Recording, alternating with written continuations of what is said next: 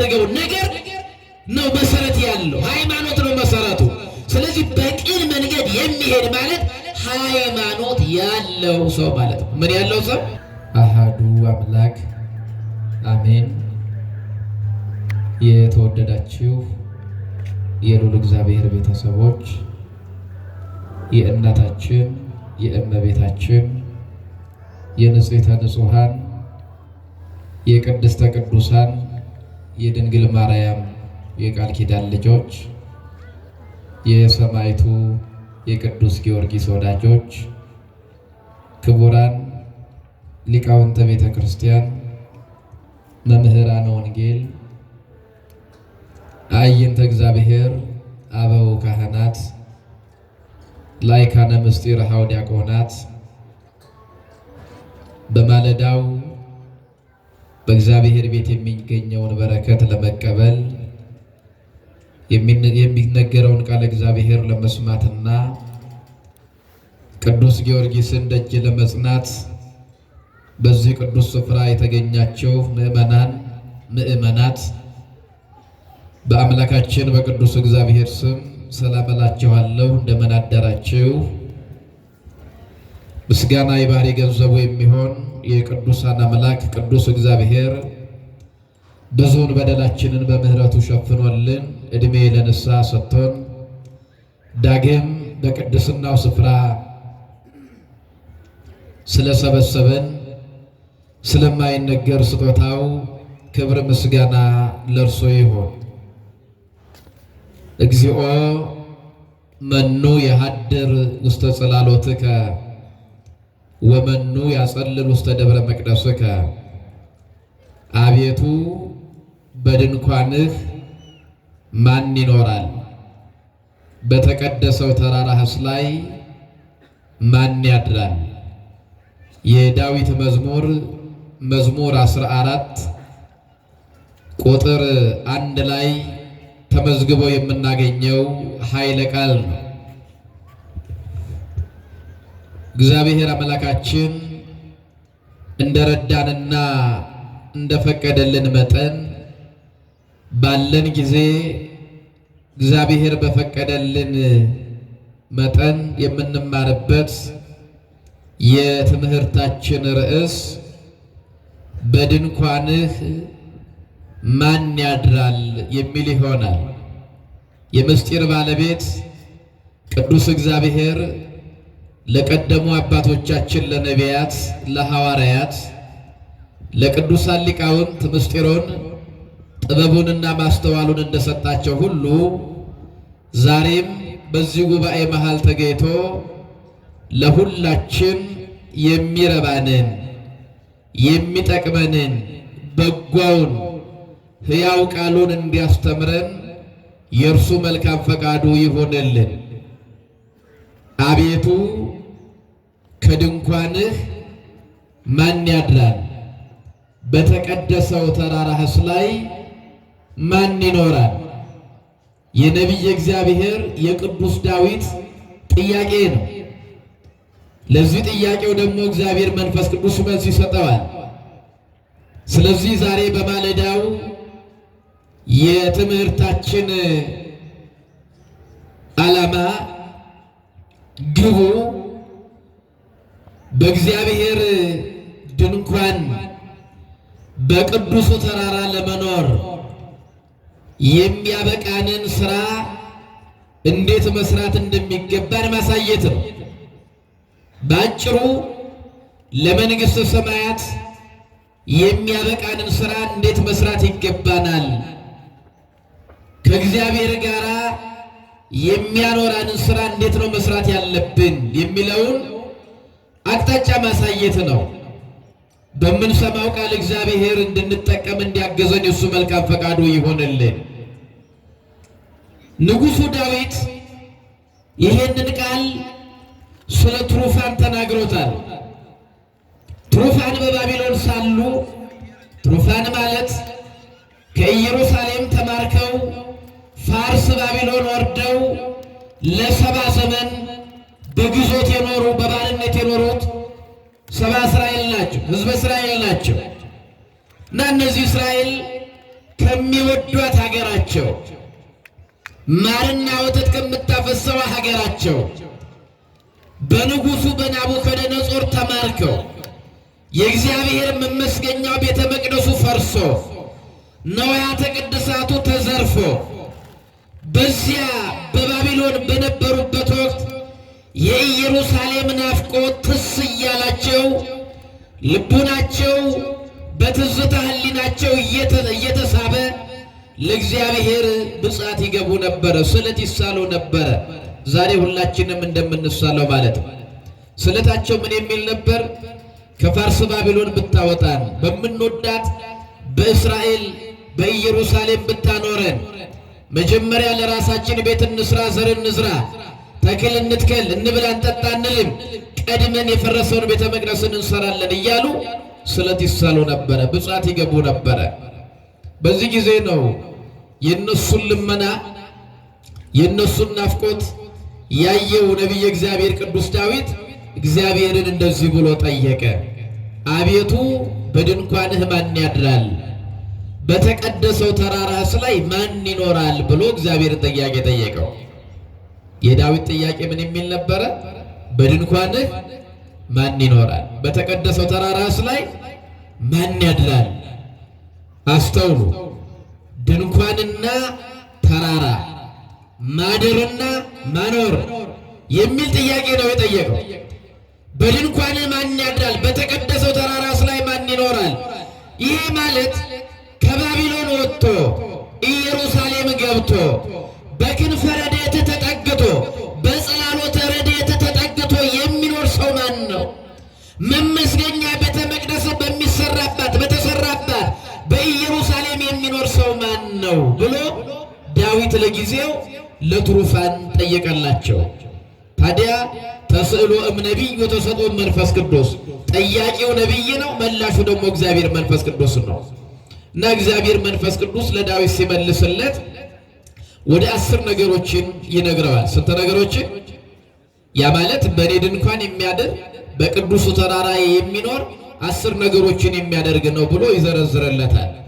የመጀመሪያው ዘይሐውር በንጹሕ ወይገብር ጽድቀ፣ በቅን ጎዳና የሚሄድ ጽድቅንም የሚሰራ፣ ወዘይነብብ ጽድቀ በልቡ በጎ ነገርን የሚያስብ፣ ወዘይጓህለው በልሳኑ በአንደበቱም የማይሸነግል፣ ወዘይገብረ እኩየ ዲበ ቢጹ በባልንጀራው ላይ ክፉ ነገር የማያደርግ፣ ወዘያጻላ ዝማዲሁ ዘመዶቹንም የማያሰድብ፣ ወዘምኑን በቅድሜው እኩይ ክፉ ሥራ በፊቱ የተናቀለት፣ ዘያከብሮሙ ለፈሪሃነ እግዚአብሔር እግዚአብሔርን የሚፈሩትን የሚያከብራቸው፣ ዘይብህል ለቢጹ ወይሄሱ ለባልንጀራው የሚምል የማይከዳ፣ ወዘይለቅሐ ወርቆ በረዴ ገንዘቡን በአራጣ የማያበድር፣ ወዘይነሣ ህለያነ በላዕለ ንጹሕ ከድሃ ላይ ጉቦን መማለጃን የማይቀበል፣ ዘይገብር ከመዝ ይታወክ ለዓለም እንዲህ የሚያደርግ ለዘላለም አይታወክም ብሎ መንፈስ ቅዱስ ይመልስለታል።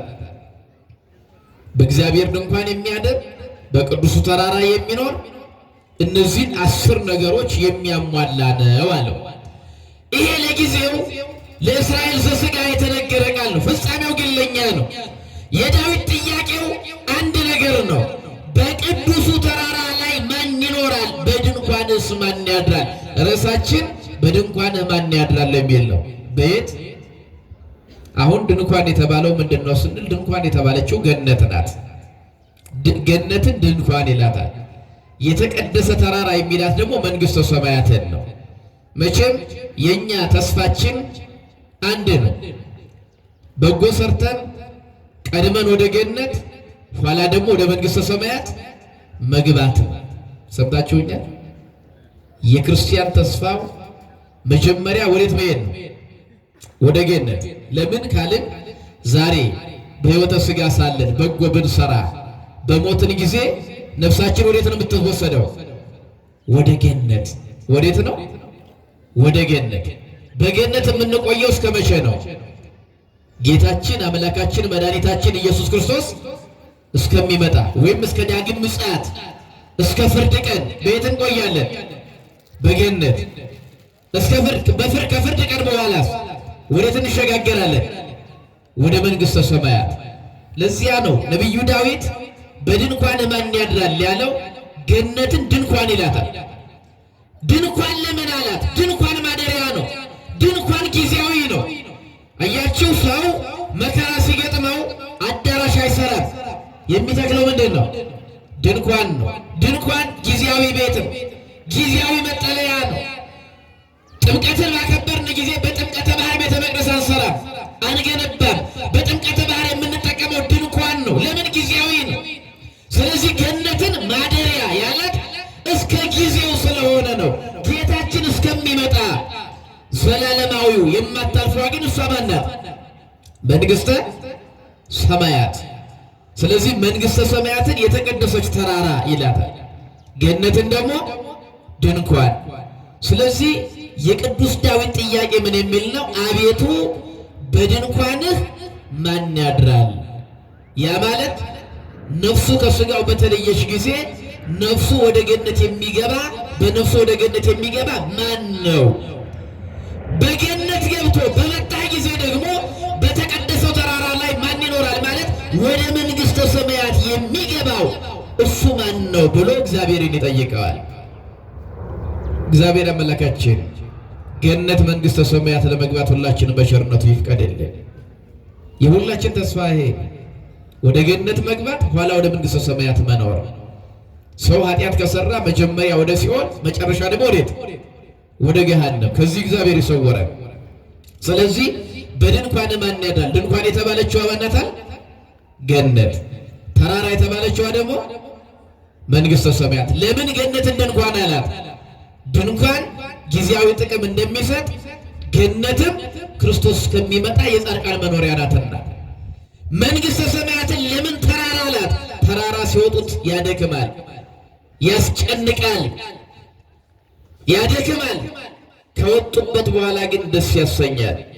መንግሥተ ሰማያትን እስከሚወርሷት ታደክማለች። ምን እስከሚሏት? ቅዱስ ጳውሎስ ያለውን ታስታውሳላችሁ። እስመ በብዙ ጻማ ወበብዙ ሕማም ሀለወነ ንባብ ውስተ መንግሥተ እግዚአብሔር። በብዙ ድካም በብዙ መከራ ወደ እግዚአብሔር መንግሥት ልንገባ ይገባናል። በብዙ ምን መከራ፣ በብዙ ምን መከራ። በዓለም ሳላችሁ መከራ አለባችሁ። በክርስትና ሕይወት ጸንቶ መኖር በራሱ መከራ ነው። ይፈትናል፣ ሰይጣን ይፈትናል። ብዙ መከራ ይመጣል። እነ ቅዱስ ጊዮርጊስ ይህን ሁሉ መከራ እኮ የተቀበሉት ለሌላ አይደለም። አማን መነኑ ሰማዕት ጣዕማ ለዘዓለም ወከአው ደግሞ እግዚአብሔር ወተአገሱ ሞተ መሪር በእንተ መንግሥተ ሰማያት። ሰማዕታት ስለ መንግሥተ ሰማያት መራራ ሞትን ታገሱ። መራራ ምንን? መራራ ሞትን ስለ መንግሥተ ሰማያት ብለው። ስለዚህ መንግሥተ ሰማያት ዝም ብሎ የሚገቡባት አይደለችም፣ መከራ የሚቀበሉላት ናት። መከራ የሚቀበሉላት በብዙ መከራ ወደ እግዚአብሔር መንግሥት ልንገባ ይገባናል። ስለዚህ ተራራ ሲወጡት እንደሚያደክም ከወጡበት በኋላ ግን ጭንጫውንም ግጫውንም እንዲሁ ለይቶ መንደሩን ከተማውን ሲያሳይ ደስ እንደሚያሰኝ ሁሉ መንግሥተ ሰማያትም እስከሚገቡባት ታስጨንቃለች። ከገቡባት በኋላስ ደስ ታሰኛለች። ለዚያ ነው ቅዱስ ጳውሎስ ኋላ ከሚሰጠኝ ክብር ጋር ቢነጻጸር ዛሬ የሚደርስብኝ መከራ ምንም እንዳይደለ አስባለሁ አለ። ኋላ ምን ከሚሰጠኝ? ኋላ ከሚሰጠኝ ምን ጋር? ደስታ ከማገኘው ክብር ጋር ቢነጻጸር ዛሬ የምገረፈው ጅራፍ፣ የምሰደደው ስደት፣ የምራበው ረሃብ፣ የምጠማው መጠማት፣ የሚደርስብኝ ስቃይ ሁሉ ምንም አይደለም ማለት። ለዚያ ነው ተራራ የሚወጣ ሰው ተራራው ሲወጣ የሚደርስበትን መከራ ድካም አይደለም የሚያስበው፣ ተራራው ላይ ደርሶ የሚያየውን ደስታ ነው። ስለዚህ ተራራ ቅዱስ ተራራ የተባለችው መንግሥተ ሰማያት፣ ድንኳን የተባለችው ገነት። ስለዚህ እኛ ክርስቲያኖች ሆነው ገነት ኋላ መንግሥተ ሰማያትን ለማውረስ ነው አይደለም ተስፋ የምናደርገው። ይሄንን ነው። እግዚአብሔር በእውነት ተስፋችንን ይጠብቅልን። በመጀመሪያ ወደ ገነት እንድንገባ ከዛ መንግሥተ ሰማያትን። ለዚያ እኮ ነው መንግሥት ትምጣ ብለን ሁልጊዜ ጸልያለን። መንግሥተ ሰማያትን አውርሰን ማለታችን እኮ ተስፋችን ይሄ ነው። ስለዚህ የዳዊት ጥያቄ ምንድን ነው? ወደ ገነት የሚሄደው ማን ነው? መንግሥተ ሰማያትን የሚወርሰው ማን ነው ብሎ እግዚአብሔርን ጠየቀ። ዳዊት ጠየቀ። ማን መለሰለት? እግዚአብሔር መንፈስ ቅዱስ መለሰለት። እና እግዚአብሔር መንፈስ ቅዱስ የመለሰለት መልስ 10 ነው ብለናል። 10ን ለማየት ጊዜ ስለማይኖረን ያው ቅድም አባታችን እንደተናገሩ ፀሐዩም ስለሚበረታ እናንተም ፀሐይ ላይ ስለምትሆኑ የቅዳሴውንም ሰዓት እንዳንሻማ ደግሞ የጸሎት ክፍተት እንዲኖራችሁ ብቻችሁን ከእግዚአብሔር ጋር የምትገናኙበት ጊዜ እንዲኖራችሁ ባለን ጥቂት ጊዜ እንደው አንዱን እንኳን መመልከት ብንችል መልካም ነው እና እግዚአብሔር መንፈስ ቅዱስ የመለሰለት ምንድነው? ዘይሐውር በንጹህ ወይገብር ጽድቀ፣ በቅን ጎዳና የሚሄድ ጽድቅንም የሚያደርግ። ሰምታችሁኛል? እስኪ በሉት፣ በቅን ጎዳና የሚሄድ ጽድቅንም የሚያደርግ። ይሄ መሰረቱ ነው፣ መጀመሪያው ወደ ገነት ለመግባት ኋላ መንግስተ ሰማያትን ለመውረስ ፈጽሞ ፍጹም ደስታ ወዳለበት ቦታ ለመግባት በቅን ጎዳና መሄድ ጽድቅንም ምን ማለት መስራት። ይሄ ባጭሩ ስንተረጉመው ሃይማኖትና ምግባር ያለው ሰው የሚለው ትርጉም ይሰጠናል። ሃይማኖትና ምን? ሃይማኖትና በጎ ምግባር። እስኪ በሉ ሃይማኖትና በጎ ምግባር። እግዚአብሔር ሁለቱንም እንዲሰጠን የሱ መልካም ፈቃድ ይሁንልን። ሃይማኖት አለን፣ መቼም በሃይማኖት እየኖርን ነው አይደለም? በሃይማኖት ብትኖሩ ራሳችሁን መርምሩ አይደለም ይለው? በምን ብትኖሩ? ስለዚህ ዛሬ በሃይማኖት ስላለን ራሳችን የምንመረብርበት ጊዜ ነው ማለት ነው። ራሳችን መርምረን የምናስተካክልበት። እርግጥ ነው ሃይማኖት አለን፣ በሃይማኖት ነው። ለዚያው በእውነተኛይቱ ሃይማኖት፣ በአንዲቷ ሃይማኖት ቀጭን መንገድ ወደ በተባለችው በዚች ሃይማኖት አለን ሁላችን። ስለዚህ የምናየው በጎ ምግባር አለን ወይ? ሃይማኖት ቅን ጎዳና የተባለው ሃይማኖት፣ ቅን ጎዳና የተባለው ሃይማኖት፣ ሃይማኖትን ጎዳና ስለሚለው ምን ይለዋል? በመንገድ ላይ ቆሙ አይደለም የሚለው መጽሐፍ ትንቢተ ኤርምያስ ምዕራፍ 6 ቁጥር 6 ላይ በመንገድ ላይ ቆሙ፣ የቀደመችዋንም መንገድ ጠይቁ፣ በእርሷም ላይ ደግሞ ምን ይሆን ሂዱ፣ ተመላለሱ። ስለዚህ ቅን ጎዳና የተባለው ሃይማኖት፣ ቅን ጎዳና የተባለው ሃይማኖት፣ ጽድቅንም የሚያደርግ የተባለው ደግሞ በጎ ምግባር ነው። ስለዚህ ዘይሐውር በንጹህ ወይገብር ጽድቀ፣ በድንኳን ማን ያድራል? በተቀደሰው ተራራስ ላይ ማን ይኖራል ለሚለው ጥያቄ የእግዚአብሔር መንፈስ ቅዱስ መልስ በቅን ጎዳና የሚሄድ ጽድቅንም ደግሞ የሚያደርግ፣ ሃይማኖትን ከምግባር ምግባርን ከሃይማኖት አስተባብሮ የያዘ ሰው በድንኳኔ ያድራል፣ በሚሞትበት ጊዜ ወደ ገነት ይሄዳል፣ እኔ በመጣው ጊዜ ደግሞ ወደ መንግሥተ ሰማያት ይሸጋገራል። ምንና ምን ያለው ሰው? ሃይማኖትና በጎ ምግባር ያለው ሰው። ይሄንን ነው አሁን የዚህ ሳምንትም ገብር ኄር አይደል የሚባለው? ቸር በጎ አገልጋይ። ቸር ደግሞ ምን? በጎ አገልጋይ። ቅዱስ ያሬድም ይጠይቃል፣ መኑ ገብር ኄር ወምእመን፣ መኑ ውእቱ ገብር ኄር ወምእመን ዘይረክቦ እግዚኦ በምግባረ ሰናይ ወይሰይሞ ዲበ ኩሉ ነዋዩ።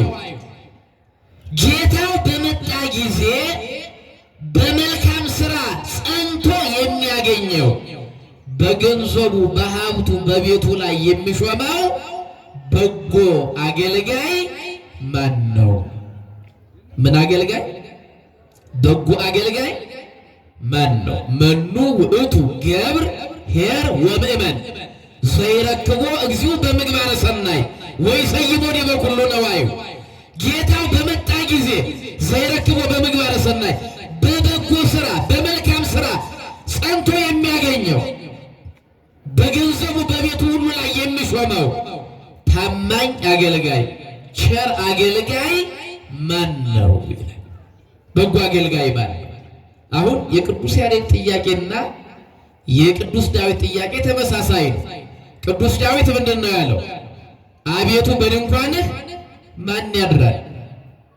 በተቀደሰው ተራራስ ላይ ማን ይኖራል? ቅዱስ ያሬድስ ጌታው በመጣ ጊዜ መልካም ሥራ እየሰራ የሚያገኘው በቤቱ ላይ ሁሉ የሚሾመው ታማኝ አገልጋይ ማን ነው? የሁለቱም ጥያቄያቸው አንድ ነው። አያችሁ፣ በድንኳን ማን ይኖራል ብሎ ዳዊት ለጠየቀው ጥያቄ የእግዚአብሔር መልስ በቅን ጎዳና የሚሄድ በጎ ስራም የሚሰራ። ይህንን ነው ቅዱስ ያሬድ አምጥቶ የነገረ። በሃይማኖት ጸንቶ በጎ ስራ እየሰራ የሚኖር ሰው እሱ ነው በድንኳን የሚኖር ያለው ወሰደና ቅዱስ ያሬድ ምን አለ? በመልካም ስራ ጸንቶ የሚኖር ጌታው በመጣ ጊዜ እንዲሆነው የሚያገኘው በቤቱ ላይ የሚሾመው ታማኝ በጎ አገልጋይ ማን ነው? በምግባረ ሰናይ ጸንቶ የሚኖር አለ። ስለዚህ በገነት ኋላም በመንግስተ ሰማያት ለመኖር ምን ያስፈልጋል አለን እግዚአብሔር? መጀመሪያ ላይ ምን ያስፈልጋል? ሃይማኖትና ምግባር። ምንና ምን? ሃይማኖትና ምግባር። ምክንያቱም ሃይማኖት መሰረት ነው። ሃይማኖት ምንድን ነው? ይሄንን ቅዱስ ያሬድ ምን ይላል? አሚንሰ መሰረት ይእቲ ይላል። ሃይማኖት መሰረት ናት። ሃይማኖት ምንድን ናት? አሚንሰ መሰረት ይእቲ ወካልአኒሃኒ ህንፃ ወነድቅ እሙንቱ፣ ሌሎቹ ግን ህንፃና ግንብ ናቸው ይለናል። በዚህ በድርሳን 9 ላይ አሚንሰ መሰረት ይእቲ ወካልአኒሃ ህንፃ ወነድቅ እሙንቱ፣ ሌሎቹ ህንፃና ምንድን ናቸው? ግንብ ናቸው። ህንፃና ምንድን ናቸው? መሰረት ግንቡን ሁሉ ይሸከማል። ምኑን ሁሉ ይሸከማል? መሰረት ምኑን ይሸከማል? ግንቡን ሁሉ ይሸከማል። ህንፃውን ሁሉ ይሸከማል።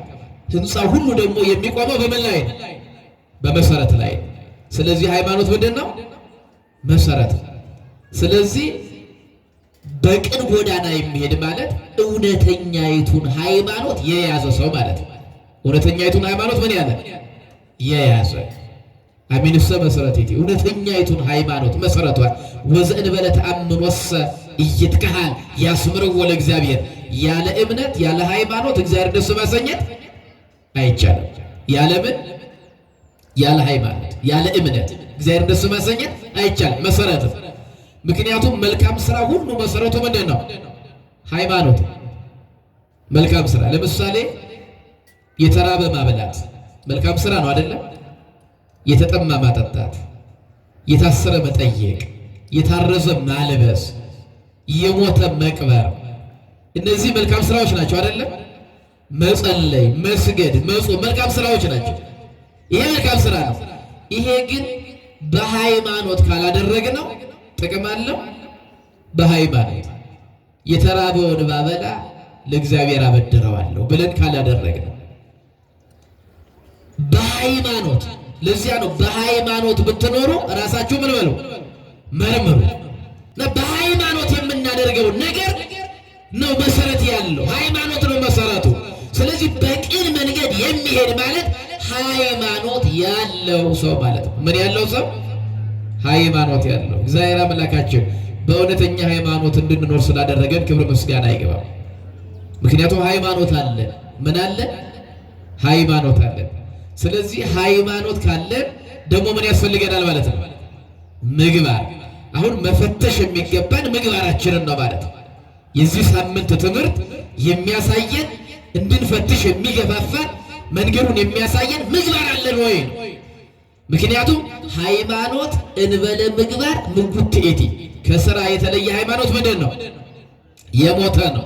ወንድሞቼ ሆይ ሃይማኖት አለኝ የሚል ሰው ቢኖር መልካም ስራ የማይሰራ ከሆነ ሃይማኖቱ ምን ይጠቅመዋል ይላል። ምኑ? ሃይማኖት የሚጠቅመው ሲከተለው ነው። ስራ ሲከተለው ነው። ስራ ደግሞ የሚጠቅመው በምን ሲያደርጉት ነው? በሃይማኖት ሲያደርጉት ነው። በሃይማኖት። ምክንያቱም ብዙ ተራድኦ ድርጅቶች እኮ አሉ፣ እነሱ ሰብአዊነት የሚሉት ማለት ነው። የሃይማኖት መሰረትነት የሌለው ሃይማኖትን መሰረት አድርገው የማይሰሩት ስራ ጥቅም የለው። በእምነት የሚደረግ ስራ ግን ጥቅም አለው። በምን የሚደረግ ስራ? በእምነት የሚደረግ ስራ። ስለዚህ ሃይማኖት አለኝ የሚል ሰው በጎ ስራ የማይሰራ ምን ይጠቅመዋል ይላል። ምክንያቱም አንተ ሃይማኖት አለህ፣ ታምናለህ፣ እግዚአብሔር አምላክ እንደሆነ ታምናለህ፣ መልካም አድርጋል። ነገር ግን አጋንንትም ያምናሉ፣ ይንቀጠቀጡለትማል። አጋንንትም ያምናሉ፣ የእግዚአብሔር አምላክነት የእግዚአብሔርን ፈራጅነት ያምናሉ፣ ግን መልካም ስራ አይሰሩ። ስለዚህ መንግሥተ ሰማያት የምትወረሰው በሃይማኖት ብቻ ሳይሆን በምንም ነው፣ በምግባርም ነው። ምግባር ያስፈልጋል፣ ስራ ያስፈልጋል ማለት ነው። አሁን ያለ ስራ እንጸድቃለን የሚሉትን ሰዎች አስተምሮ የሚያፈርስ ነው ይሄ ማለት ነው። በቅን ጎዳና የሚሄድ ደግሞ መልካም ስራ የሚሰራ ለምን? እግዚአብሔር ደጋግሞ ነግሮናል። ቅዱሳት መጻሕፍት የሚመሰክሩት ይሄንን ነው። እግዚአብሔር ይመጣል። ማን ይመጣል?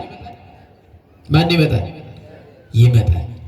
ሲመጣ ለእያንዳንዱ እንደየስራው ይከፍለዋል። እንደየምኑ? የማቴዎስ ወንጌል ምዕራፍ 16 ቁጥር 27 ላይ ይህንን ነው የሚነግረን። ራዕየ ዮሐንስም ይህንን ነው ይነግረናል። ቅዱሳት መጻሕፍት ጠቅላላ ይናገራሉ። ለእያንዳንዱ እንደየምኑ ነው የሚከፍለው? እንደየስራው። እንደየስራው እኔ በቶሎ እመጣለሁ፣ ለእያንዳንዱ እንደየስራው እከፍል ዘንድ ዋጋዬ ከኔ ጋር አለ ይላል። ዋጋዬ ከማን ጋር አለ? ከኔ ጋር አለ ይላል እግዚአብሔር። ስለዚህ የእያንዳንዳችን ዋጋ ከእግዚአብሔር ጋር አለ። እንደየስራችን ነው የሚከፍለን ማለት ነው። ስለዚህ እድሜ የሚሰጠንን በጎ ስራ እንድንሰራ ነው የሚጠብቀን። መልካም ስራ እስከምንሰራ እንድንሰራ ነው፣ ወደ ንስሐ እንድንደርስ ነው። ስለዚህ ስራ ያስፈልጋል። ለዚያ ነው ከስራ የተለየች ሃይማኖት ምንድን ናት? የሞተች ናት። የሞተን ዘመድ ማንም ተስፋ ያደርገው። የሞተ ዘመድ ያለው ሰው፣ ሁላችንም የሞቱ ዘመዶች አሉ። አዎ ብንቸገር ይደርሱልናል። ደገሌ ያለልኝ እንላለን አንልም። ምክንያቱም ምንም እንደማይረዳ እንደማይጠቅመን ስለምናውቅ ማለት ነው። አያችሁ እንደው በነፍስ ከእግዚአብሔርን ያማልድልኛል ይጸልይልናል ብለን ተስፋ የምናደርጋቸው ብዙ አሉ። በቅድስናቸው የምናምንባቸው ሰዎች በረከታቸው የደረሰን የምንላቸው አሉ። ነገር ግን በስጋ ብቸገር እንደው ይረዳኛል ይጠቅመኛል የምንለው ተስፋ የምናደርገው ሰው ግን የለም ከሞተ በኋላ። ልክ ከስራ የተለየም ሃይማኖት የሞተ ነው ማለት አይጠቅምም ነው፣ ወንዝ አያሻግርም ነው፣ አያከብርም፣ አያጸድቅም ነው። እና ሃይማኖትን ምን መከተል አለበት? ምግባር መከተል አለበት። ስለዚህ እግዚአብሔር ሃይማኖት ሰጥቶናል። በሃይማኖታችን እንድናተርፍ እግዚአብሔር ይርዳል። በምናችን ቅዱስ ጳውሎስ የሮሜን ሰዎች አስተማረና ምን አለ? ጽደቁ እንከ በአሚን አለ። እንግዲህ በሃይማኖታችሁ ጽደቁበት አለ። ምን በሉበት? ጽደቁበት። ሃይማኖት ምክንያቱም መክሊት ስለሆነ ማለት ነው። መጽደቂያ አንዱ መክበሪያ ስለሆነ ማለት ነው። ስለዚህ ሃይማኖትንና ምግባርን አስተባብሮ የያዘ ሰው ነው አለ። መልካምና ሃይማኖትና መልካም ስራ።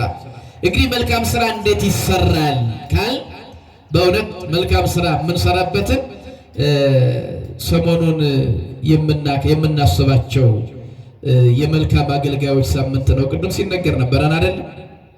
አሁን አስተውሉ።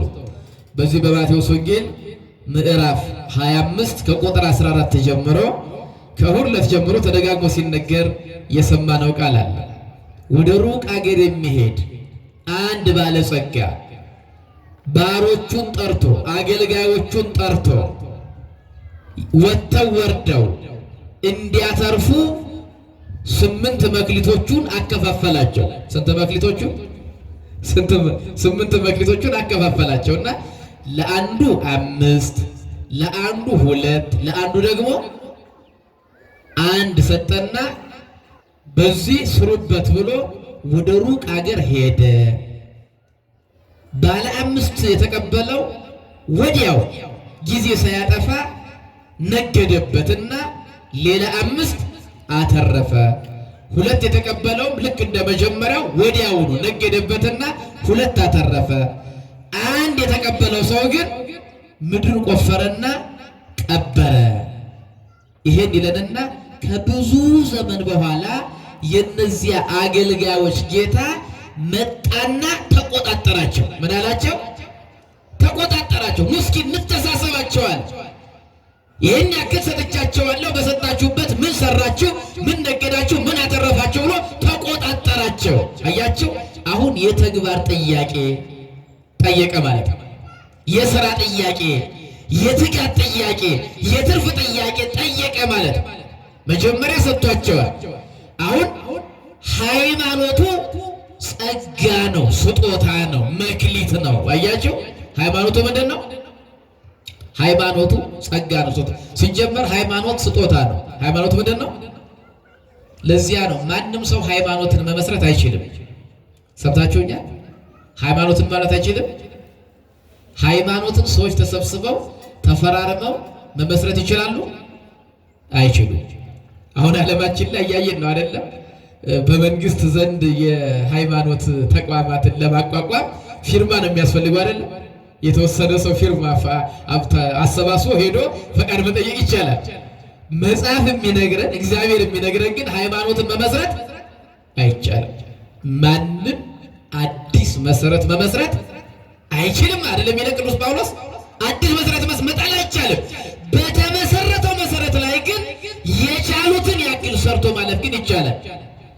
በወርቅ የሚያንጽ በእንጨትም የሚያንጽ በድንጋይም የሚያንጽ በተመሰረተው መሰረት ላይ መስራት እንጂ አዲስ መሰረት መመስረት አይቻልም። ስለዚህ ምንድነው ካል ሃይማኖት የምትሰጥ የሚቀበሏት ናት። ምን የሚሏት? ይሁዳ በመልእክቱ ምን ብሏል መሰላችሁ? ወዳጆቼ ሆይ ለቅዱሳን አንድ ጊዜ ፈጽሞ ስለተሰጠ ሃይማኖት እንድትጋደሉ እመክራቸዋለሁ ይላል። ይሁዳ ቁጥር 2 ላይ አንድ ምዕራፍ ነው ያለው የይሁዳ መልእክት። ወዳጆቼ ሆይ እስኪ በሉት ለቅዱሳን አንድ ጊዜ ፈጽሞ ስለተሰጠ ሃይማኖት ተጋደሉ። አሁን ለሃይማኖት እንዴት እንደተቀጸለላት አስቡ። ሃይማኖት አንደኛ የምትሰጥ መሆኗን ነገረን። ምን የምትል ስትሰጥ ደግሞ ስንት ጊዜ ሰጠችው? ለቅዱሳን አንድ ጊዜ ፈጽሞ አይደል የተባለው? አንደኛ ሃይማኖት የሚሰጥ ነው። ሁለተኛ ሃይማኖት የተሰጠችው ስንት ጊዜ ነው? አንድ ጊዜ። ሶስተኛ የሰጠችው ደግሞ ለማን ነው? ለቅዱሳን።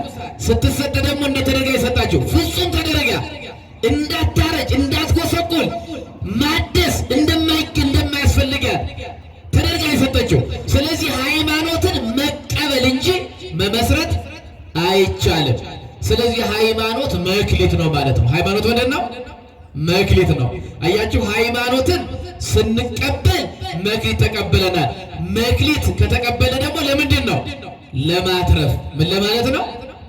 ለዚያ ነው በቅን ጎዳና የሚሄድ ጽድቅንም የሚያደርግ ማለት ሃይማኖትን ተቀብሎ መልካም ስራ በሃይማኖት ሆኖ የሚሰራ ሰው ነው የሚጸድቀው፣ መንግስተ ሰማያት የሚገባው፣ ገነትን የሚወርሰው እሱ ነው እያለን ነው። ስለዚህ ሃይማኖትን የምትሰጠናት ማለት ነው። መቀበል ነው የሚቻል፣ መመስረት አይቻልም።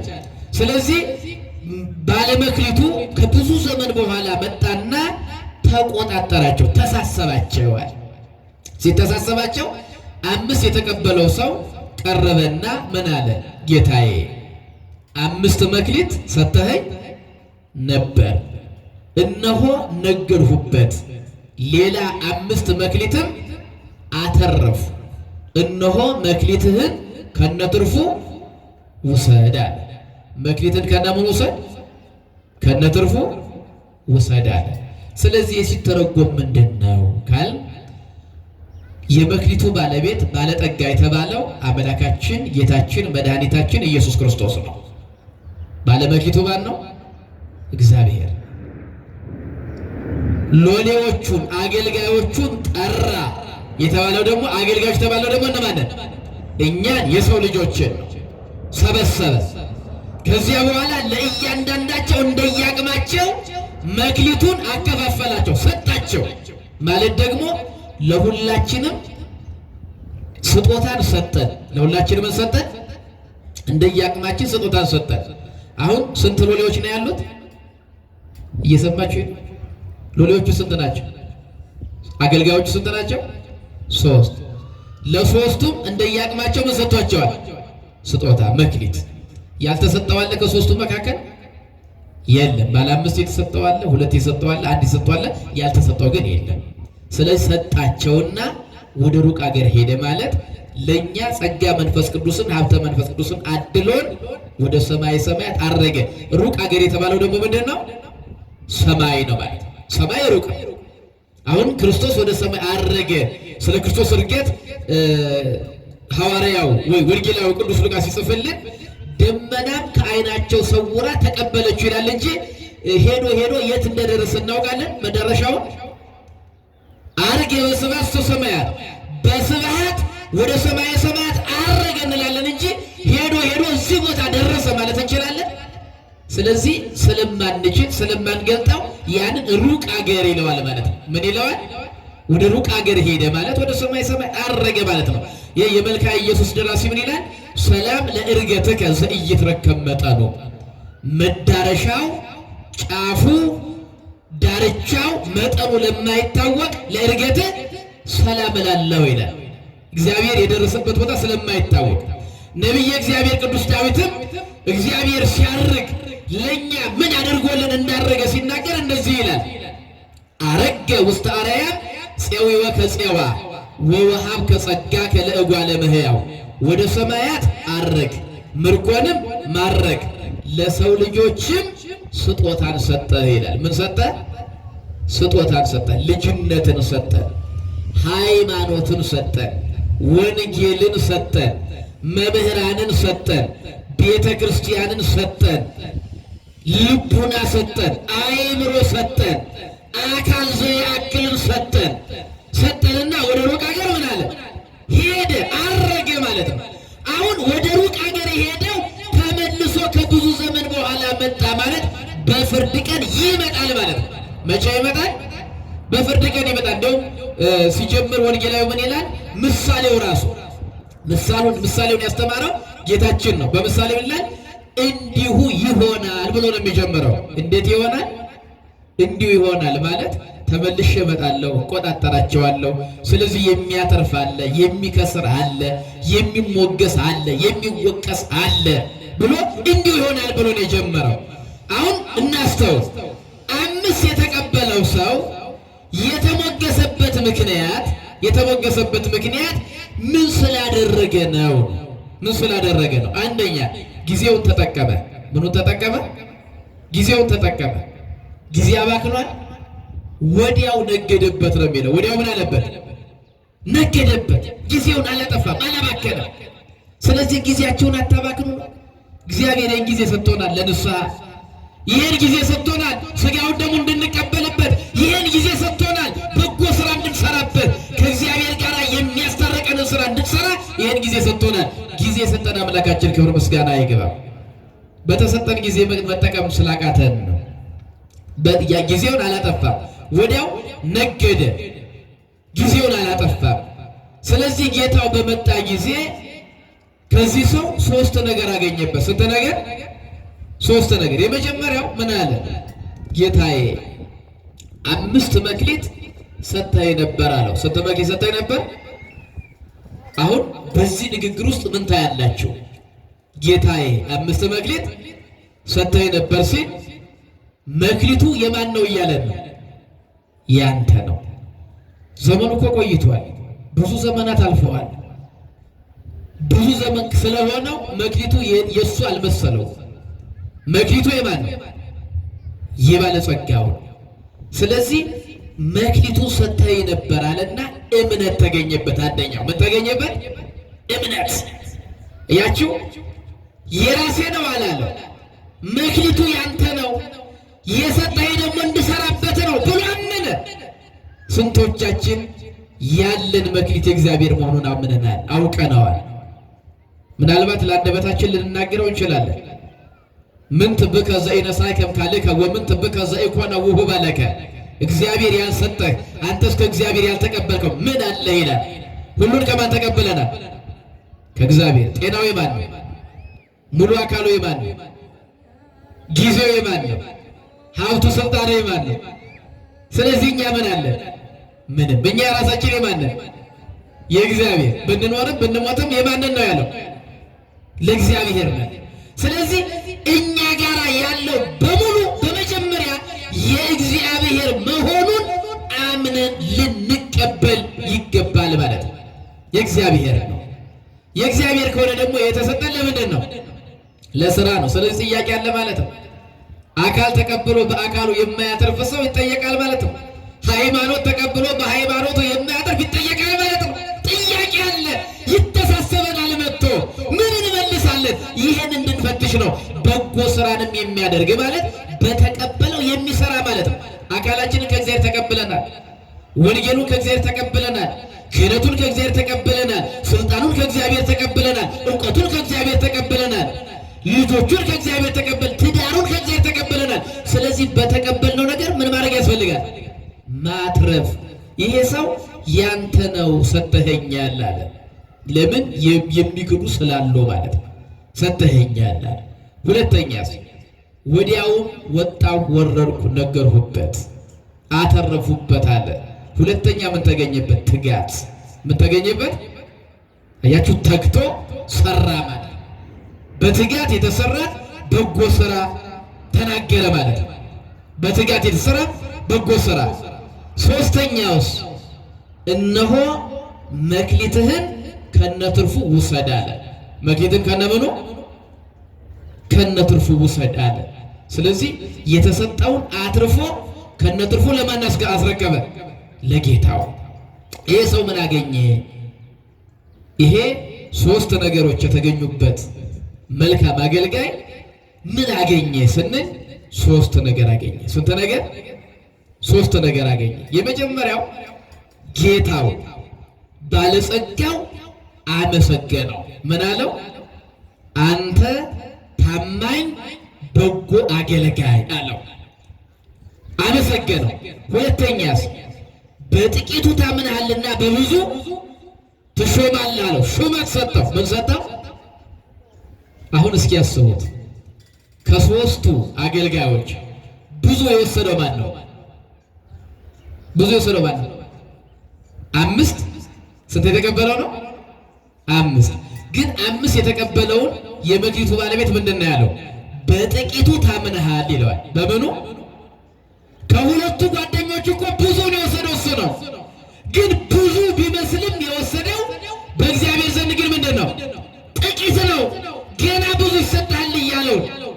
አያችሁ፣ አሁን እዚህ ላይ ብዙ ሀብት ያለን ሰዎች ብንኖር፣ ከፍተኛ ስልጣን ላይ ያለን ብንኖር፣ ያ ለእኛ ጥቂት ነው። ለእኛ ብዙ ይመስለናል፣ ግን ምንድን ነው?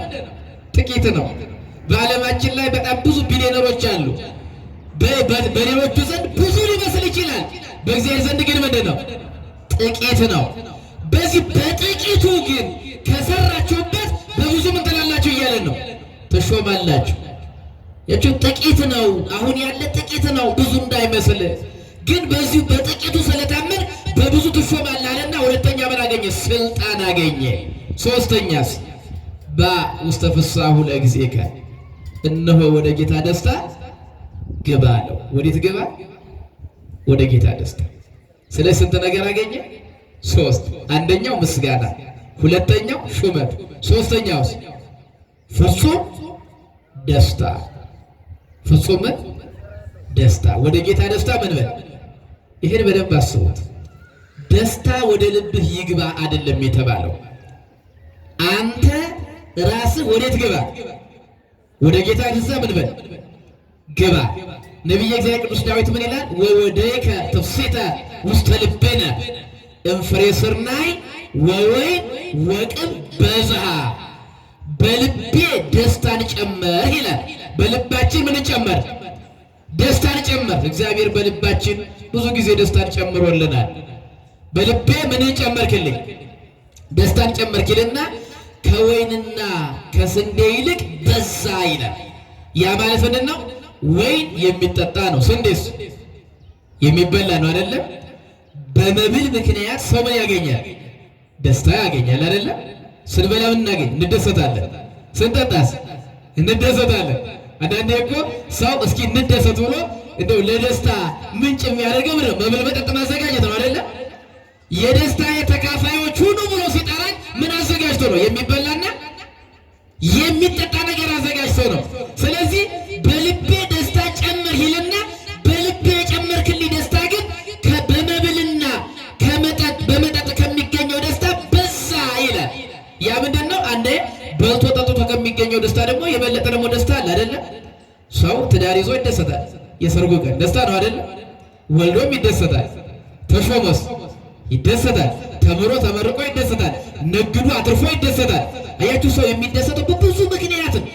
የደስታችን ምንጭ ብዙ ምክንያት ነው። ነገር ግን እያንዳንዱን ደስታ ብናየው ሐዘን ይከተለዋል። ምን ይከተለዋል? እየሰማችሁኝ ነው? ፀሐይዋ ደከማችሁ? እግዚአብሔር ከሁላችን ጋር ይሁን። አሁን ሰው በብዙ መልኩ ቢደሰትም በዚህ ምድር ያለው ደስታ ግን ምን ይከተለዋል? ሐዘን። ለምሳሌ በልቶ ደስ የተሰኘ ሰው ደስ እንዳለው ይቆያል። በልቶ ቆይቶ ምን ይሆናል? ይርበዋል አይደለም? ሲርበው ደግሞ ምን ይላል? ያዝናል። ያቺው በረሃብ በጥጋብ የተገኘው ደስታ በረሃብ ይወሰዳል ማለት ነው። በሰርግ የተገኘው ደስታ ሰው ባለትዳሮች ሲጋቡ ሚስትም ባለም ደስ ይላቸዋል አይደለም? ኋላ ደግሞ በምን ይለያያሉ? በሞት አይለያዩ። ሚስት ጓዴ ጓዴ ትላለች፣ ባልም ደግሞ እህቴ እህቴ እያለ ያለቅሳል፣ ያዝናል። በምሴት ይደምጽ ብካይ ወበጽባ ፍሳ። አያችሁ፣ ደስታችን በራሱ ፍጹም አይደለም ማለት ነው። ሐዘን የሚከተለው ደስታ ነው ወደ ልባችን የሚገባው። በመውለድ የምናገኘውን ደስታ ልጆቻችን ሲታመሙ ሲወድቁ ደግሞ እናዝናለን። ስለዚህ ሐዘን ይከተለዋል። ይሄ ምንድን ነው? ደስታ ወደኛ ልብ ሲገባ ነው። እኛ ወደ ደስታ ስንገባስ ይሄ ታማኙ አገልጋይ ወደ ጌታ ደስታ ምን በል የተባለው? ግባ። ወደማይፈጸመው ደስታ ግባ፣ ወደማይቋረጠው ደስታ ግባ፣ ሐዘን ወደማያገኘው ደስታ ምን በል ግባ አለው። ስለዚህ ሶስት ነገር ይዞ ቢገኝ ስንት ነገር አገኘ? ሶስት ነገር። አምኖ መቀበሉን ቢያምን፣ በተቀበለው ቢያተርፍ፣ ያተረፈውን ደግሞ በጌታው ዘንድ ይዞ ሄዶ ቢያቀርብ እሱም ሶስት ነገር። አንደኛ መሰገነው፣ ሁለተኛ ሾመው፣ ሶስተኛ የማይፈጸም ደስታ ሰጠው። ስለዚህ ምን እያለ ነው? እንዲሁ ይሆናል። እኛ በተሰጠን ሀብት፣ በተሰጠን እውቀት፣ በተሰጠን መክሊት ብንታመን ብናምን ከእግዚአብሔር ተቀብየዋለሁ፣ ጊዜው የእግዚአብሔር ነው፣ ስልጣኑ የእግዚአብሔር ነው ብለን ብናምን፣ በተሰጠን ደግሞ ብናተርፍ፣ ያተረፍነውን ደግሞ ለእግዚአብሔር ብናቀርብ መጀመሪያ ያመሰግነናል። መጀመሪያ እናገኛለን ምስጋና። መንግስተ ሰማያትን ውረሱ ከማለቱ በፊት ምን ይላል መሰላችሁ? እናንተ የአባቴ ቡሩካን ይላል። የአባቴ ምን ቡሩካን? ቡሩክ መባል ምስጋና ነው አይደለም? ይሄንን በአጋንንትም በመላእክትም በጻድቃንም በኃጥአንም ፊት ይሄን ይመሰክራል። እናንተ የአባቴ ቡሩካን ይላል። ከዚያስ ሲያመሰግነን ተርቤ አብልታችሁኛል፣ ተጠምቼ አጠጣችሁኛል፣ ታርዤ አልብሳችሁኛል፣ እንግዳ ሆኜ ተቀበላችሁኛል፣ ታስሬ አስፈትታችሁኛል ብሎ ምን ይለናል? ያመሰግነናል። ከዚያስ ይሾመናል። ምን ይለናል? በመንግስተ ሰማያት ይሾመናል። እናንተማ እኔን የተከተላችሁ ለሐዋርያት የገባው ቃል ኪዳን ማለት ነው። ቅዱስ ጴጥሮስ ጠይቆታል። ጌታ ሆይ እኛ ሁሉን ትተን ተከተልን፣ እንግዲህ ምን እናገኝ ይሆን ብሎ ጠይቀው ምን ያለው? እናንተማ እኔን የተከተላችሁኝ የሰው ልጅ በባህሪ ክብሩ በመጣ ጊዜ በ12ቱ የእስራኤል ወንበር ላይ ተቀምጣችሁ፣ የእስራኤል ነገድ ወንበር ላይ ተቀምጣችሁ ትፈርዳላችሁ። ምን ትላላችሁ?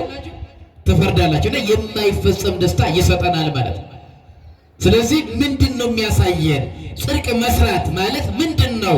በጎ ስራ መስራት ማለት ምንድን ነው ከተባል የተቀበልነውን ማመን፣ የተቀበልነው የኛ እንዳልሆነ፣ የተቀበልነው ለስራ እንደሆነ፣ በተቀበልነው መስራት እንደሚገባን ማመን ብቻ አይደለም፣ ወጥቶ ወርዶ ማትረፍ፣ መስራት፣ ያሰሩትን ደግሞ በእግዚአብሔር ፊት ማሳየት ይገባል ማለት ነው።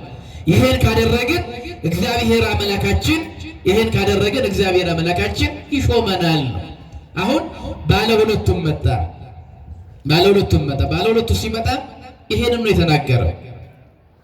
ጌታዬ ሁለት መክሊት ሰጥተኸኝ ነበር፣ ወጣሁ፣ ወረድኩ፣ ለፋሁ፣ ነገርኩ፣ ሌላ ሁለት አተረፉ። እነሆ መክሊትን ከነትርፉ ውሰድ። ከነትርፉ ምን በል ውሰድ። ለሁለተኛውም የተናገረው ያንኑ ነው። አንተ ታማኝ በጎ አገልጋይ፣ በጥቂቱ ታምናል፣ በብዙ ትሾማለህ፣ እነሆ ወደ ጌታ ደስታ ግባ አለው ይላል። ወዴት ግባ? እስኪ አስቡ። አሁን የዚህ ባለጠጋ ትርፉ ምንድን ነው? 5 የተቀበለው ሰው ስንት አተረፈ? 5ቱም መጀመሪያ በምን ሰጠው? በነፃ። በምድር ሰጠው። እንደገና ባለ 5ቱ ስንት አተረፈ? 5። ስንት ሆነ? 10። 10ሩን ወስዶ ይኸውልህ መክሊት አለው። ተቀበለው የሚል እናገኛለን። 10ሩን መክሊት ተቀበሎታል? አልተቀበለው፣ አልወሰደበትም። አሁን ወደ ጌታ ደስታ የሚለው ተጨመረ ሌላ ሽልማት ያንኑ 10ን ሰጥቶታል። አልተቀበለው። 10ን ትቶለታል። አልተወለተም። 10ን መክሊት ለሱ ተወለት። 10 ብቻ አይደለም ሌላ አንዱን ጨምራችሁ ስታላለ ይሄንን የሰነፉን ባሪያ መክሊት ውሰዱበት። 10 ላለው ደግሞ ምን በሉለት? ጨምሩለት። ስለዚህ 10 ለፍቶ ወጥቶ ወርዶ 10 ያደርሰው ስንት መክሊት ዞሮ የገባው? 11። ስለዚህ ያ የመክሊቱ ዋል የተወስዶበታል? አልወሰደበትም። ስለዚህ እግዚአብሔር ከኛ የሚፈልገው ምንድን ነው? ሃይማኖት ሰጠን፣ ምግባር ሰጠን፣ ጠበቀን። ምንድን ነው የሚፈልገው ሲባል መታመን። ምን ማለት ነው? ታምነን እንድንሰማራ። ምን ብለን እንድንሰማራ? ለዚያ ነው ቅዱስ ዳዊትም ታምነህም ተሰማራ ይላል። ታምነህ ተሰማራ። ሃይማኖትና ምግባር እንዲኖረን እግዚአብሔር ይፈልጋል እንጂ ከኛ የሚጠበቀው አይደል። እግዚአብሔር እኮ እኛን ከሰማይ ሰማያት ወርዶ ካዳነን በኋላ ከጠበቀን በኋላ መጨረሻ የሰጠን ስጋውንና ደሙ ነው። ብሉኝ ነው አይደል ያለው። በጎቹ ነን እኮ አይደለም እኛ በጎች። እሱ ምንድን ነው? እረኛ። እረኛ በጎቹን ከጠበቀ በኋላ ምን ያደርጋል? ወይ አርዶ ይበላቸዋል፣ ወይ ለበላተኛ አሳልፎ ይሸጥና ገንዘቡን ይጠቀማል። ክርስቶስ የኛ እረኛ ነው ስንል ጠበቀን፣ ከዲያብሎስ ጠበቀን። ከጠበቀን በኋላ አርጄ ልብላቸው አለን? ሸጬ ልጠቀምባቸው አለን? አላለም። ስጋዬን ብሉ ደሜን ጠጡ። ስለዚህ እግዚአብሔር ከኛ የሚፈልገው ነው በሃይማኖት መኖር፣ እንደ ቃሉ መኖር፣ በተሰጠን ማትረፍ። አትርፈን ሰጠነው በእኛ የሚጠቀም ሆኖ አይደለም። በጣም ይገርማል። እግዚአብሔር 10 ብር ይሰጠንና አንዱን ለኔ ስጡኝ ይላል። ስንቱን ለኔ ስጡኝ? 10 ተቀብሎ አንድ ለእግዚአብሔር መልሶ መስጠት የማትረፍ ነው። ምን ማለት ነው? ማትረፍ። አሁን 10 ከሰጠን በኋላ አንድ ውስጡ ይለምናል። አንደኛው ከእግዚአብሔር ለመቀበላችን ማረጋገጫው መልሰን ምን ስንል ነው? ስንሰጥ። እየሰማችሁኝ ነው? ከእግዚአብሔር የተቀበልነውን ማረጋገጫው መልሰን ለእግዚአብሔር ስንሰጥ ነው። እያችሁ ተስፋችን እምነታችን የሚረጋገጠው ስንሰጥ ነው። ስለዚህ ሃይማኖት መቀበላችን የሚታወቀው ስንጠብቀው ነው። እንግዲህ ባለ 5 ባለ 2 የተቀበሉት በዚህ መልኩ ከበሩ። ባለ 1 የተቀበለው ግን ልብ በሉ፣ ባለ 1 የተቀበለው ወደ ጌታው ቀረበና ምን አለ? ካልበተንበት የምትሰበስብ ካልዘራህበት የምታጭድ ክፉ ጨካኝ ባለጸጋ መሆንህን አውቄ ይላል። ምን ብዬ አውቄ? ስለማውቅ ይላል። ስለማውቅ ሌባ እንዳይሰርቀኝ፣ ወንበዴ እንዳይዘርፈኝ፣ ቀጣፊ እንዳያታልለኝ ብዬ መሬትን ቆፍሬ ቀብሬያለሁ። እነሆ መክሊት አለ። ይሄ ሰው መክሊቱን አጥፍቷል? አላጠፋም። መክሊቱ አለ አይደለም? አሁን ይሄ ሰው የተወቀሰው በምንድን ነው ካል፣ አንደኛ የማያውቀውን አውቃለሁ በማለቱ፣ ሁለተኛ የጌታውን ገንዘብ ምን በማለቱ በመቅበሩ፣ ቦታ በማጣበቡ፣ ሌሎች አገልጋዮች ተቀብለው የሚከብሩበትን የሚያተርፉበትን መክሊት በመቅበሩ ተወቀሰ። ስለዚህ 3 ነገር ደረሰበት። ስንት ነገር? ይሄ ባሪያ ሰነፉ ባሪያ 3 ነገር አገኘው። አንደኛው ተነቀፈ። ምን ተባለ? በሰው ፊት አዋረደው። እነዚያን ሁለቱን በሰው ፊት እንዳከበራቸው ሁሉ ይሄን ደግሞ በሰው ፊት አዋረደው። አንተ ሀኬተኛ ክፉ ባሪያ አለው። ተወቀሰ፣ ተሰደበ። ሁለተኛውስ መክሊቱን ውሰዱበት አለ። ተነጠቀ፣ ተወሰደበት። ሶስተኛስ መከራ ወደ በዛበት፣ ጨለማ ወደ ጸናበት፣ ጥርስ ማፋጨት ወዳለበት ቦታ ውሰዱት ተባለና ተፈረደበት። ወደ ውጪ አውጡት አለው። ወደ ውጪ ወጣ። እግዚአብሔር አምላካችን ወደ ውጪ ከመውጣት ይሰውራል። ስለዚህ አሁን በዚህ ምሳሌ ውስጥ ስናይ ባለ 5ቱ፣ ባለ 2ቱ፣ ባለ 1ዱ ምሳሌ ሆነው ቀርበዋል። አሁን ያጠፋው እንዲከስ፣ ምክንያቱም ያተረፈም የከሰረም በምሳሌ ቀርቦልናል። ምን ያለ ያተረፈ 3 ነገር እንደሚያገኝ፣ የከሰረ ደግሞ ስንት ነገር እንደሚያጣ፣ 3 ነገር እንደሚያጣ ብቻ አይደለም 3 ነገር ተጨማሪ እንደሚደርስበት፣ እንደሚወቀስ፣ እንደሚወሰድበት፣ እንደሚቀማ፣ እንደሚነጠቅ እና ወደ መከራ ወደ ማያባራ መከራ እንደሚሄድ ነግሮናል። ስለዚህ የምሳሌ የሚያሳየን ያተረፉት ከፍ ከፍ ያለ የተቀበሉት ምን አሉ? አተረፉ። 5 የተቀበለውና 2 የተቀበለው እንዲያተርፉ ተደረገና እንዲከስ ወይም የከሳሪ የኪሳራ ምሳሌ ሆኖ የቀረበ ባለ ስንቱ ነው? ባለ አንዱ። ለምን? ይሄን ጠይቁስ። አሁን ባለ 5 ብዙ ሀብት ያለው ብዙ ዕውቀት ያለው ብዙ ጸጋ የሰጠው ማለት ነው። ከአባት ከካህናት መካከል ሊቀ ጳጳሱ ባለ 5 መክሊት፣ ቄሱ ባለ 2 መክሊት፣ ዲያቆኑ ባለ 1 መክሊት ተብሎ ይተረጎማል። ምክንያቱም ጳጳሳት 5 ነገር ስለሚያከናውኑ ነው። ሊቀ ጳጳስ ጳጳሳትን ይሾማል 1፣ ቀሳውስትን ይሾማል 2፣ ዲያቆናትን ይሾማል 3፣ ያጠምቃል 4፣ ስጋውን ደሙን ያቀብላል ያቆርባል 5። ስንት ተግባር ይፈጽማል? አያችሁ፣ ሊቃነ ጳጳሳትን የሚሾም ጳጳሳትን የሚሾም ሊቀ ጳጳሱ ነው፣ ፓትርያርኩ። ቀሳውስትን ይሾማል፣ ዲያቆናትንም ይሾማል፣ ያጠምቃል ያቆርባል። ባለ 2ቱ ደግሞ ካህኑ ነው፣ ያጠምቃል ያቆርባል። ዲያቆኑ ደግሞ ባለ 1 ነው፣ ይላላካል። ስለዚህ አሁን በዚህ ስናይ ሁል ጊዜ የሚከስሩት ዲያቆናቱ ናቸው ማለት አይደለም። ግን የከሰረው ያባከነው ያላተረፈው ባለ 1 መክሊት ነው። ባለ 1 መክሊት እንዲከሰር የከሰረው ምሳሌ ሆኖ የቀረበበት ዋናው ምክንያት ምንድን ነው ካል አሁን ባለ 5ቱ ከስሮ ቢወቀስ ባለ 2ቱና ባለ 1ዱ ምን ይላሉ? ወይም እኛ ምን እንላለን? አይ የሚወቀሰው ብዙ ያለው ነው፣ ብዙ ያባከነ ነው፣ ብዙ ያከሰረ ነው እንዳንል፣ ጥቂት አክስሮ እንኳን ካልታለፈ በጥቂቱ ከተወቀሰ በብዙማ ምን ያክል ይጠነቀቀውን ለሀብቱ ለመክሊቱ ብለን እንድናስብ ነው። ስለዚህ ዲያቆኑ ከተወቀሰ ሊቀ ጳጳሱ የማይወቀስበት ምንም ምክንያት የለም ነው። ስለዚህ ባለ 1 ባለ 5 ባለ 2 ባለ 3 ደግሞ መክሊት በምዕመናንም ዘንድ አሉ። 5ቱ ሕዋሳት የሌለው ሰው አለ?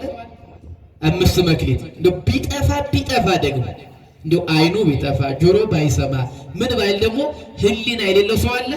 1 መክሊት ህሊና ነው።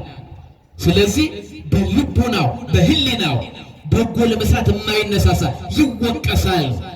ስለዚህ በገነት ኋላ በመንግስተ ሰማያት የሚኖር ማን ነው? እግዚኦ መኑ ይሐድር ሰጸላሎተከ ወመኑ ያጸሉ ሰደበ መቅደሰከ። አቤቱ በድንኳን ማን ያድራል? በተቀደሰው ተራራስ ላይ ማን ይኖራል ለሚለው መልስ የሚሆነን የእግዚአብሔር መንፈስ ቅዱስ መልስ ምንድን ነው? ዘይሐውር በንጹሕ ወይገብር ጽድቀ፣ በቅን መንገድ የሚሄድ መልካም ስራንም የሚሰራ። ይሄ ማለት ሃይማኖት ያለው እንደገና ደግሞ ምን የጨመረ ምግባር የጨመረ። ምግባር ማለት እንግዲህ በመክሊቱ ያተረፈ ማለት ነው። በምኑ ያተረፈ? እግዚአብሔር መክሊት ለሁላችንም ሰጥቶናል። ያልተሰጠው ሰው የለም። ባሏችን ብናጣ አይምሮ ሰጥቶናል።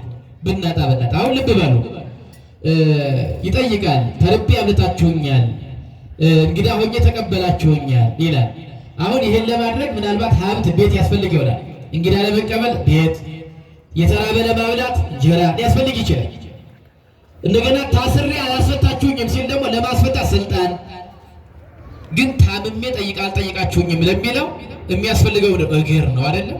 ሄዶ ምን ማለት እግዚአብሔር ይማረ ማለት። ስለዚህ እግዚአብሔር ይጠይቃል፣ ይተሳሰበናል፣ ይጠይቀናል። ሲጠይቀን የምንመልሰው እንዳናጣ በሃይማኖታችን መልካም ስራ ልንሰራ ይገባል። እግዚአብሔር ሃይማኖት ሰርተናል፣ በሃይማኖታችን ልንጸድቅበት። ወንጌል ሰጥቶናል፣ በወንጌል ልንጸድቅበት። ጊዜ ሰጥቶናል፣ ሀብት ሰጥቶናል። በሰጠን ነገር ሁሉ እንድናተርፍ እግዚአብሔር አምላካችን በቸርነቱ ይርዳል። እንግዲህ ሌሎቹ 9ኙም በጣም ሰፊ ናቸው። ያው ለመዘርዘር ጊዜ የለንም። አንድ ጊዜ እንደዚሁ ልበላቸው። ቅን የሚያስብ መልካም የሚናገር የለም። በልቡናው መልካም ነገር የሚያስብ የማይሸነግ። ይሄ ማለት ደግሞ ልቡናውና አንደበቱ የተስማማለት ባልንጀራው ላይ ክፉ ነገር የማያደርግ ፍቅር ያለው ማለት ነው። ባልንጀሮቹ ቤተሰቦቹን የማያሰድብ ማለት ክርስቲያኖችን የማያሰድብ። የእኛ ዘመዶቻችን ክርስቲያኖች ናቸው፣ ቤተክርስቲያን ናት። ክርስቲያኖች ሆነን ኃጢአት ስንሰራ የምትሰደበው ቤተክርስቲያን ናት። ክርስቲያኖች ናቸው። አቤት ክርስትና ተብሎ መዘባበቻ ይሆናል። ይብራ ብርሃንክሙ በቅድመ ሰብእ ነው የተባለው። መልካሙን ስራችሁን አይተው የሰማዩን አባታችሁን እንዲያከብሩት መልካሙ ስራችሁ በሰው ፊት ምን ይበል ይብላን የተባለ። ስለዚህ ክፉ ስራን በፊቱ የናቀ የተናቀለት ወዘመኑን በቅድሚያው እኩይ ክፉ ስራ የተናቀለት ማለት በእውነት